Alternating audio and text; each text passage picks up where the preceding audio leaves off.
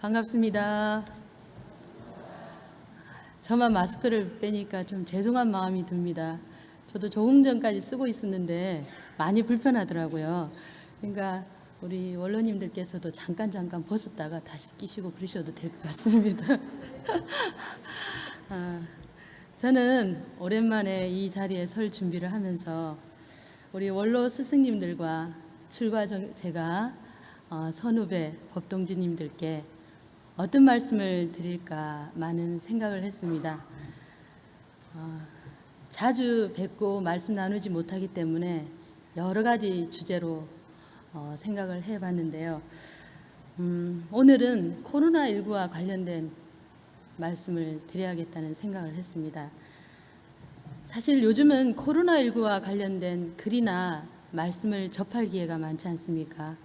그래서 저는 가능하면 글을 쓰거나 말씀을 드릴 기회가 있으면 코로나라는 단어는 잘 안 쓰려고 노력을 해왔습니다.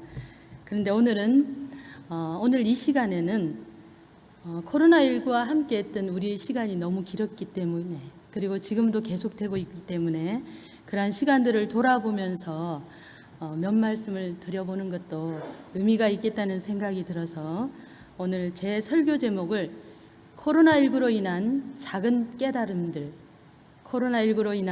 작은 깨달음들이라는 제목을 정하고 몇 말씀 드려보려고 합니다. 여러분들께서도 잘 기억하시듯이 우리나라에 코로나19 확진자가 처음으로 나온 것은 지난 1월 20일입니다. 이때만 해도 저는 사스나 메르스 때처럼 코로나19도 저희 기억 속에서 서서히 잊혀져 갈 것이라고 생각했습니다. 그런데 시간을 보내다 보니까 이 코로나19라는 것은 사스와 메르스와는 너무나 달랐고, 저희들은 지금도 수개월째 힘든 시간을 보내고 있습니다. 저희 경우에는 지난 대구 31번 확진자 여러분들도 기억을 하실 텐데요. 지난 대구 확진자, 그러니까 31번 확진자가 나온 이후로 코로나19와 관련된 기사를 챙겨보는 일은 저희 중요한 일상사가 되었습니다. 무엇보다 매일 10시 30분경이 되면 신규 확진자 수가 몇 명이나 나왔는지 챙겨보는 일이 저희 중요한 일이 되었는데, 그러한 일을 하루도 빼지 않고 무슨 종교의식을 진행하듯 매일 반복하면서 지내고 있습니다. 요즘은 국내 확진자 발생 수와 해외 유입 확진자 수를 구분해서 파악을 하고 있습니다. 전일에 비해서 국내 발생 확진자 수가 증가가 되면 제 걱정도 더 커지고, 또 감소가 되면 아우 다행이다 그런 생각이 듭니다. 저는 올해 들어서 무방비 상태로 어쩔 수 없이 수개월간 코로나19와 함께하면서 시간이 경과될수록 어떤 작은 깨달음들을 얻게 되었습니다. 많은 깨달음의 시간들이었는데요. 많은 것들을 이제 작지만 그러한 깨달음들을 얻으면서 지내고 있는데, 그러한 깨달음들의 내용들을 함께 오늘 나눠보려고 합니다. 첫 번째로는 우리 인간들이 참 욕심쟁이이구나 하는 사실을 깨달았습니다. 우리 모든 인간이라고 얘기하면 나는 아닌데 라고 말씀하시는 분도 계실 텐데요. 제가 코로나19로 인해서 제가 확인한 우리 인간의 모습은 동물들과 함께 공유해야 할 이 세상을 독점하면서도 그것을 너무나 당연하게 생각하는 욕심쟁이의 모습들이었습니다.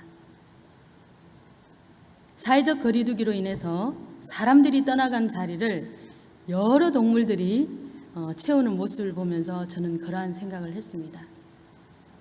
이 세상은 결코 우리 인간만의 것이 아닙니다. 이 세상은 살아있는 모든 생명체가 함께 공유해야 되는 공동의 공간입니다. 그렇기 때문에 우리 인간들은 더 이상 이 공간을, 이 세상을 우리 인간만이 독점하려는 생각에서 벗어나서 동물들에게도 그들이 편히 살아갈 수 있는 그런 공간들을 확보할 수 있도록 배려해 줘야 된다고 저는 생각을 합니다. 동물들이 자신들이 확보해야 될, 자신들이 살아가야 할 공간을 확보하지 못하면 여러분들도 잘 아시듯이 저희들 속으로, 우리 인간 속으로 자꾸 다가오게 될 것입니다. 그러면 결국 우리 인간들은 더욱더 위험해질 수밖에 없는 것이 현실이라고 할 수가 있겠습니다. 조금 다른 얘기일 수도 있는데요. 인간이 먹을 고기를 공급하기 위해서 이루어지고 있는 공장식 축산도 가축들의 집단 감염병의 원인이 되고 있다는 것을 우리는 잘 알고 있습니다. 언젠가 주말에 제 동생 교무와 함께 TV를 보고 있었는데요. 그날따라 제가 이러한 생각을 좀 하고 있어서인지는 모르지만 그날따라 닭이 아주 여러 번 출연하는 것을 TV 화면 속에서 볼 수 있었습니다. 광고 시간에도 계속 나오고 있고요. 그리고 가족 드라마의 그 밥상에도 닭이 오르는 것이었습니다. 그리고 요리 프로그램을 보는데 식재료로도 닭이 올라오는 것을 확인할 수 있었습니다. 그 모습을 보면서 동생과 저는 그러한 얘기를 했습니다. 채식주의자를 제외한 대다수의 사람들은 닭을 하나의 생명체로 보는 게 아니라 그냥 식품으로 보는 것 같다. 그러한 얘기를 했거든요. 정말 그 닭이 살아있다가 죽임을 당해서 우리가 먹게 된다는 생각은 전혀 하지 않고 그냥 식품으로만 생각한다는 생각이 저는 들었어요. 동생도 그걸 좀 공감을 했는데요. 여러분들 생각은 어떻습니까? 요즘 닭을 너무나 우리가 많이 먹고 있는 것 같은데 이 닭들도 공장에서 그야말로 생산되듯이 키워져 나오는 게 아닌가 하는 그런 생각이 듭니다. 그렇기 때문에 우리나라의 축산업도 제 생각에는 친환경적으로 바꿔야 된다고 생각하고 있고 이미 뜻있는 분들은 축산업도 이제 친환경적으로 바꾸고 있는 것으로 알고 있습니다. 물론 육식을 덜 먹는 쪽으로 변화한다면 더없이 좋을 것이라고 저는 생각을 합니다.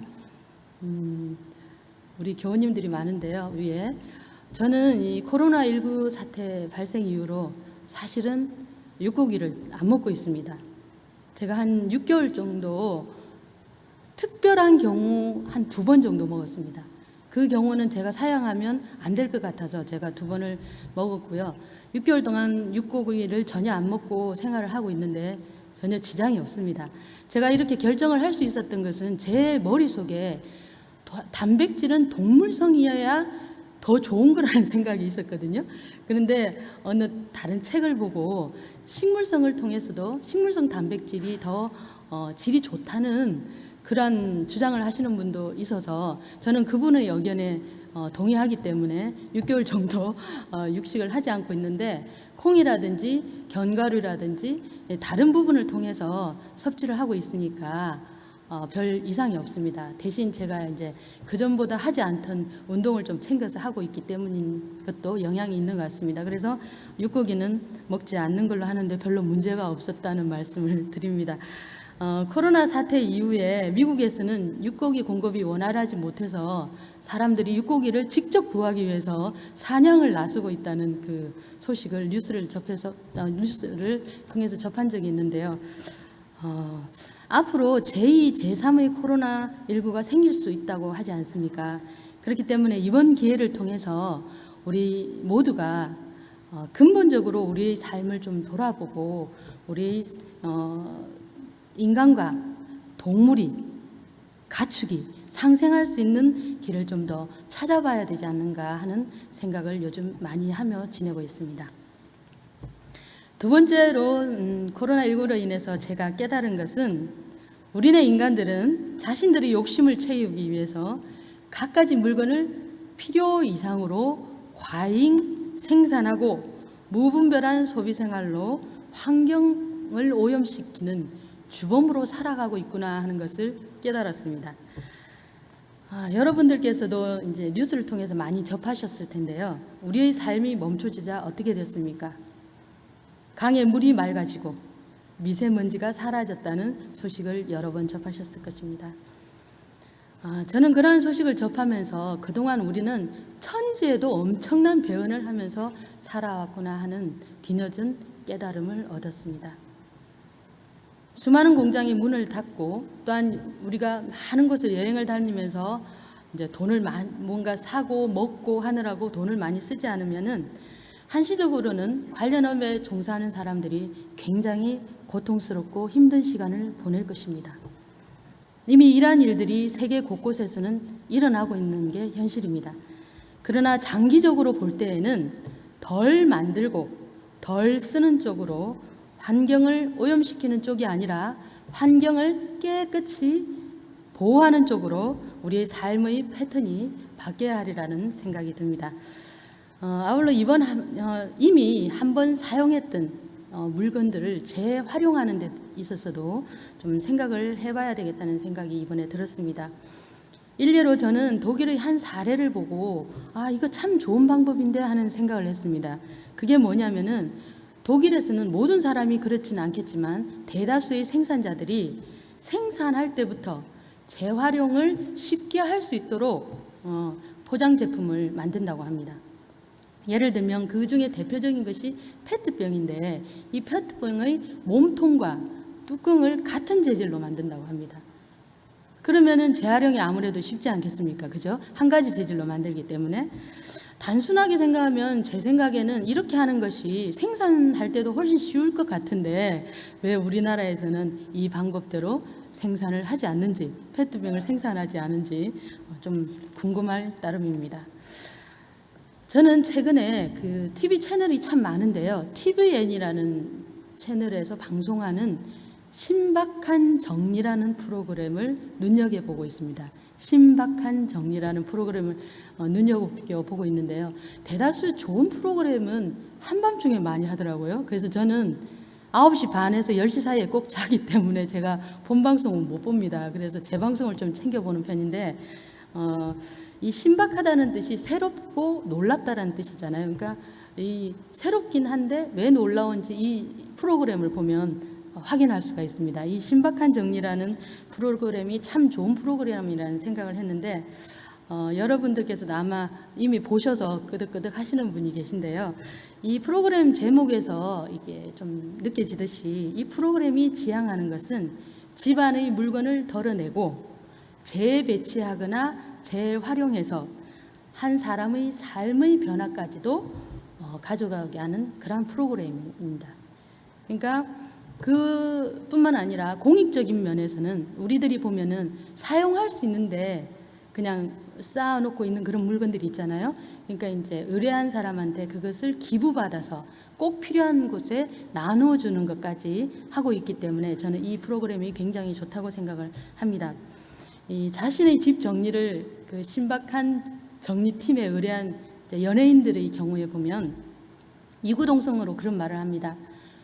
물건을 덜어내는 순간 신기하게도 내 인생도 정리되기 시작했다는 말을 다 했습니다. 제가 본 회차에서는요. 그러면서 감동에 겨워서 눈물을 흘리는 사람도 있더라고요. 사실 저는 제가 해보고 싶은 일이 뭐냐면은 정리 컨설턴트 있잖아요. 저도 이런 쪽에 관심이 있거든요.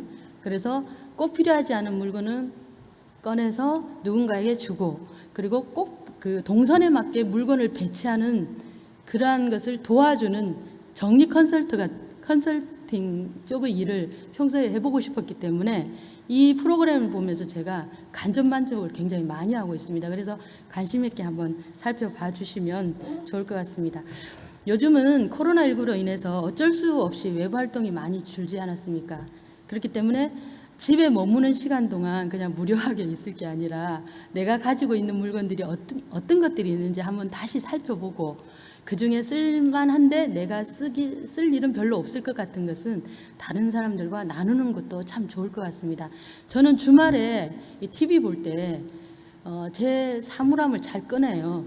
박스를 다 꺼내서 뭐가 있는지 다시 살펴보고, 그러니까 리마인드를 하는 거죠. 그래서 저는 가능하면은 내가 내일 이사를 간다 그러면 어떤 정리를 하고 이사를 가는 게 아니라 그 박스 채로 들고 이사를 가도 큰 무리가 없는 상황을 만드는 게 제 목표입니다.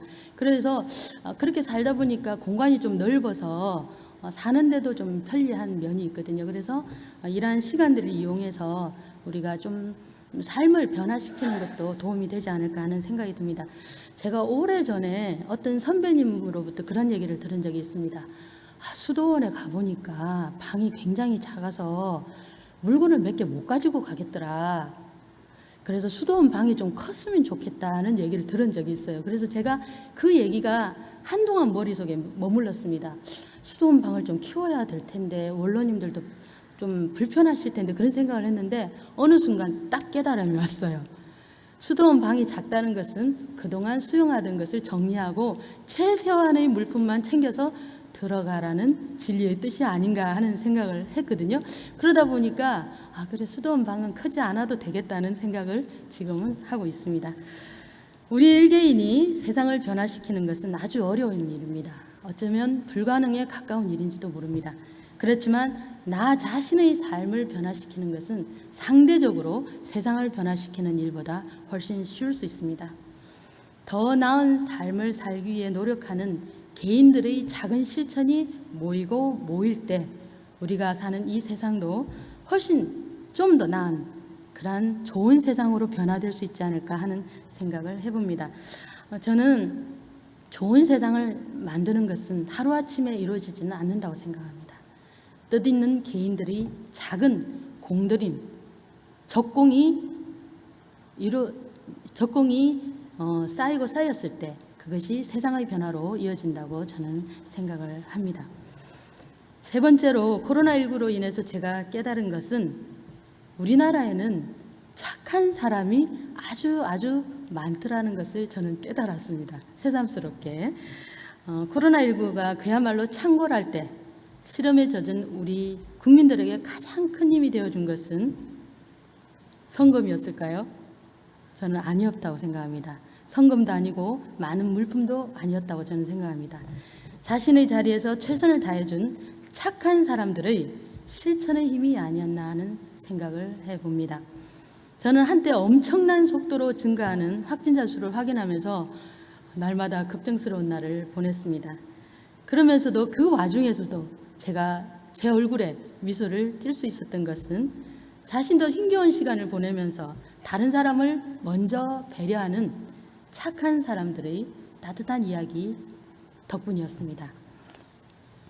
아낌없이 헌신한 우리 의료진과 수십만 명에 이르는 자원봉사자들, 그리고 정부의 어느 부서의 사람들보다 도움의 손길이 필요한 곳이라면 가장 먼저 달려갔던 수많은 군인 아저씨들, 군인 오빠들, 그리고 많은 불편함에도 공동체를 위해서 기꺼이 마스크를 착용하고 사회적 거리두기를 실천해 준 우리 국민들과, 그리고 외롭고 힘든 시간을 견디면서도 자가격리 시간을 철저히 준수해 준 우리 그런 국민들을 생각하면서 저는 그런 소식을 접할 때 가슴이 뜨거워지는 경험을 여러 번 했었습니다.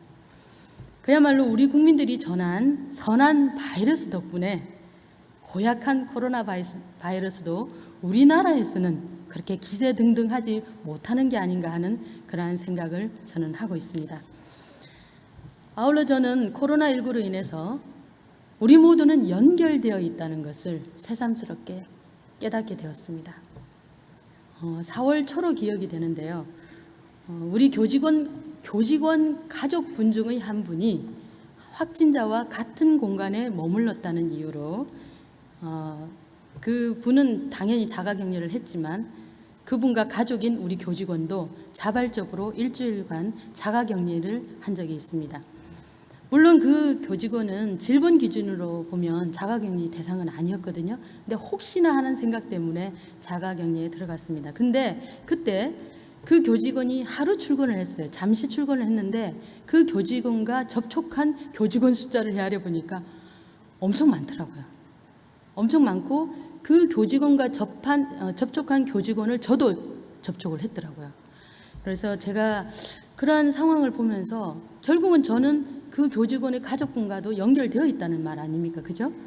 저는 상상도 하지 못했던 그런 일인데 그러한 상황에 처해 보니까 그러한 사실을 확인할 수 있었습니다. 한국은 좁은 사회이기 때문에 몇 사람만 겹치면 다 아는 사이라는 얘기를 저희들이 종종 하잖아요. 이러한 사실을 확인한 조사가 있습니다. 오래전에 중앙일보 위크엔과 연세대학교 사회발전연구소가 공동으로 사회 연결망 조사를 실시한 적이 있습니다. 그 조사 결과에 의하면 우리나라의 경우 3.6명만 거치면 전혀 모르던 사람들도 다 알게 된다고 합니다. 우리나라는 좀 좁아서 그런 것 같고요. 미국은 한 조사 결과에 의하면 5.5명 정도 되더라고요. 근데 우리는 3.6명만 거치면 다 아는 사이가 된다고 합니다. 이번 코로나19 사태를 겪으면서 결국 저는 우리는 다 연결되어 있다는 것을 절실히 느낄 수 있었고요. 그렇기 때문에 다른 사람의 불행이 지금은 다른 사람의 불행으로 끝나지 않는다는 것을 확실히 알게 됐습니다. 그러다 보니까 지금 폭우가 내려서 굉장히 많은 피해를 입은 국민들이 많으시잖아요. 그러니까 전보다 그 피해를 입은 국민들의 마음을 헤아리는 마음이 더 간절해진 것 같아요. 그러다 보니까 역으로 내가 좀 더 누군가를 행복하게 해주면 그 사람을 행복하게도 해줄 수 있다는 확신이 생겼습니다. 그래서 타인의 불행과 행복을 바라보는 제 관점이 코로나19로 인해서 굉장히 많이 달라진 것을 저는 느끼며 살아가고 있습니다. 끝으로 이번 코로나19로 인해서 제가 가장 인상적으로 깨달은 것은 대종사님의 말씀은 한 말씀도 가볍게 받들 말씀이 없다는 것을 깨달았습니다. 좀 부끄러운 얘기일 수도 있는데요. 저는 대종사님의 제자이기 때문에 대종사님의 말씀을 받들고 그대로 실천하기 위해서 노력하며 살고 있습니다. 그런데 유일하게 제가 갸우뚱하는 부분이 있습니다. 어디냐면은 전망품입니다. 제가 대종경 전망품을 봉독할 때에는 설마 그렇게까지 될까 하는 생각을 종종 했음을 고백합니다. 근데 이번 코로나19 사태를 겪으면서 대종사님께서 미래에 대해 예측해 주신 말씀, 전망해 주신 말씀들을 더 강하게 신뢰하게 되었습니다. 한 가지 예를 들어 말씀드리면 대종사님께서는 전망품 23장에 이러한 본문을 해주셨죠. 조선은 개명이 되면서부터 생활제도가 많이 개량되었고 완고하던 직연도 많이 열리었으나 아직도 미비한 점은 앞으로 더욱 발전을 보게 되려니와 정신적 방면으로는 장차 세계 여러 나라 가운데 제일 가는 지도국이 될 것이니 지금 이 나라는 점진적으로 어변 성룡이 되어가고 있나니라 라고 하셨습니다. 저는 이 말씀을 받들 때마다 그런 생각을 했어요. 대종사님께서 우리 국민들에게 희망을 심어주시기 위해서 덕담으로 이 말씀을 해주신 게 아닌가 하는 생각을 했습니다. 이 본문은 해주신 때의 우리나라 상황을 생각을 하면서 이 본문을 생각하면 더 그렇지 않겠습니까? 지금 상황에서 해주셨다면 그럴 수도 있겠다 하지만 이 본문을 해주실 당시를 생각하면서 이 본문을 생각을 하면 좀 그랬었거든요. 그런데 지난 몇 개월간 코로나19에 대응하는 우리 정부와 국민들을 보고 또한 이에 대한 세계인들의 반응을 보면서 대종사님의 말씀이 정말 현실이 되고 있는 게 아닌가 하는 생각을 했습니다. 앞으로는 대종경 전망품 말씀을 꼼꼼히 잘 새겨 받들면서 미래 세상에 대한 준비를 해야 되겠다는 생각을 강하게 하고 있습니다. 저는 사실 전망품 말씀을 확고하게 다 믿은 것은 아니지만 그래도 원불교 교도가 꼭 아니더라도 일반인이라도 이 전망품을 좀 읽어보면 어느 미래학자의 의견이라고 생각하고 읽어보면 그 사람에게 어떤 영감을 주는데 큰 도움이 되는 법문이라는 생각은 저는 했었거든요. 그래서 우리 직원들에게도 교도가 아닌 직원들에게도 한 번씩 읽어보라고 권하기는 했었습니다. 그런데 얼마 전에 그 이화여대 한국학과에 봉직하고 계시는 그 최준식 교수님께서 예언이라는 저서에 써 해주신 말씀을 보면서 더욱더 이제 전망품에 대한 신뢰가 아이러니하게도 더 강해졌다고 할 수가 있는데요. 최 교수님께서는 우리 대종사님께서 예언해 주신 이 부분을 다른 종교 사상가들의 예언보다 가장 신뢰를 한다고 했잖아요. 가장 신뢰를 한다고 했는데 5점 만점이면 몇 점을 주셨어요? 4.75를 주셨습니다. 4.75를 주셨기 때문에 증산 선생님이나 우리 정산정 법사님이나 여러 종교 사상가들의 의견 중에서도 예언 중에서도 최고점을 주신 거예요. 만점은 없습니다. 만점은 없고 그냥 4.75를 주셨어요. 우리 대종사님의 예언에 최고점을 주셨습니다. 그런데 이러한 최 교수님께서도 코로나19로 인해서 대종사님의 예언에 대해서 더 신뢰하게 되었다는 사실을 저도 이 책을 읽고 알게 되었습니다. 왜 이 최 교수님의 예언, 이 점수가 중요하냐면요. 사실 최 교수님은 그 예언에서 인용했던 본문 몇 구절만을 보고 대종사님께 4.75, 대종사님의 예언이죠. 대종사님의 예언에 4.75점을 준 것이 아닙니다. 아니고요. 최 교수님은 오래전부터 원불교 교도님은 아니지만 원불교에 대해서 아주 깊이 연구를 하신 학자입니다. 그러니까 2004년에 출간한 한국의 종교 문화로 읽는다라는 책 3권에 보면 한국의 종교 문화로 읽는다는 책 3권에 보면 대종사님의 생애에 대해서뿐만 아니라 원불교의 주요 교리 그리고 원불교의 현황과 문제점에 대해서도 상세히 언급을 하고 계십니다. 그렇기 때문에 저도 이제 강의를 준비를 하면서 이 최 교수님 책을 읽은 적이 있는데요. 솔직히 말씀드리면 우리 내부에서 교리에 대해서 해설한 내용 이상으로 최 교수님이 훨씬 쉽게 원불교 교리에 대해서 해설을 해 놓으셨습니다. 그렇기 때문에 우리 원불교학과 교우님들은 한번 보시면 도움이 되시리라는 생각이 듭니다. 그리고 2014년에 출간하신 너무 늦기 전에 들어야 할 중음악 강의, 너무 늦기 전에 들어야 할 중음악 강의라는 이 책 속에서는 우리 대종경 천도품을 많이 옮겨놨습니다. 많이 인용을 했어요. 그렇기 때문에 이분은 대종사님의 전반적인 생애와 사상에 대해서 다 꿰고 있는 상태에서 대종사님만 그렇겠습니까? 정산종사님이나 수은 최재우 선생님이나 대신사나 또 증산 선생님이나 여러 사상가, 종교 사상가에 대해서 다 어느 정도는 공부를 하신 후에 이분들의 예언에 대해서 점수를 매겼기 때문에 저는 이분의 말씀을 신뢰할 수밖에 없는 것이죠. 아마 최 교수님의 책을 한두 권 읽어보시게 된다면 또는 보신 분이라면 얼마나 원불교에 대해서 깊이 이해하고 계신지를 확인하실 수 있을 겁니다. 정리하겠습니다. 돌아보면 코로나19로 인해서 우리 모두는 수개월간 너무 힘든 시간을 보내고 있습니다. 지금으로서는 이 힘든 시간이 언제 끝날지도 모른다고 할 수가 있습니다. 일부 전문가들은 코로나19가 내년 말까지도 이어질 수 있다는 슬픈 전망을 내놓고 있는데요. 제가 볼 때는 내년 연말에 끝나면 행운이라고 저는 생각하고 있습니다. 그런데 분명한 것은 많은 전문가들이 얘기하듯이 코로나19 이전의 세상은 다시 오지 않는다는 사실입니다. 저는 그렇지만 코로나19 이전 세상보다 훨씬 좋은 세상을 우리는 개척해 갈 수 있다는 그러한 희망을 가지고 있습니다. 또한 제 개인으로는 왜 제가 이런 희망을 품냐면은 제가 코로나19로 인해서 작은 깨달음을 얻고 있듯이 우리 국민들도 여러분들도 저 이상으로 많은 깨달음들을 얻고 있으리라는 생각이 듭니다. 그렇기 때문에 이러한 깨달음들을 바탕으로 해서 새로운 세계를 열어간다면 코로나 이전보다 훨씬 더 아름답고 멋진 세상이 이루어지리라고 저는 확신을 하는 것입니다.